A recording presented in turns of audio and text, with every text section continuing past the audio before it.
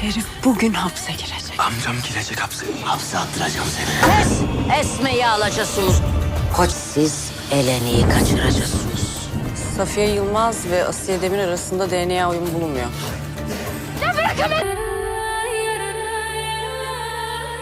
Bana bakın uşaklar. Bizi ateş çemberine alın. Isıtacağım bu Karadeniz'i. Koşun. Ne oldu? Kalbi durdu.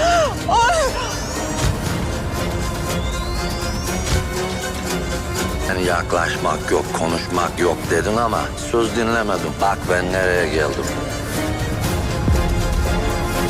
Taşacak Bu Deniz yeni bölümünde Esma sırrı Adil'e söyleyecek.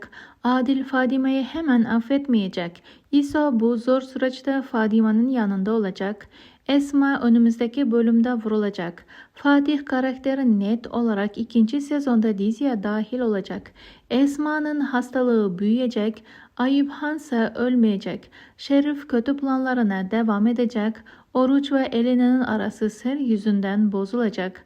Eleni Koçarı konağına dönecek. Sevcan sezon sonu diziye veda edecek. Bu haber de şimdilik net değil. Daha netleşince sizlere haber veririm arkadaşlar. Öte yandan Feride Gazap'a aşık olacak. İsa Fadime sahneleri azalırken Oruç ve Elena sahneleri artacak. İsa ve Fadime boşanmayacak. Adil İsa'ya kızsa da araları bozulmayacak. Peki arkadaşlar sizler yeni bölümlerde neler bekliyorsunuz? Düşüncelerinizi bizimle paylaşmayı ve kanalımıza abone olmayı, bildirimler tuşunu da açmayı unutmayın.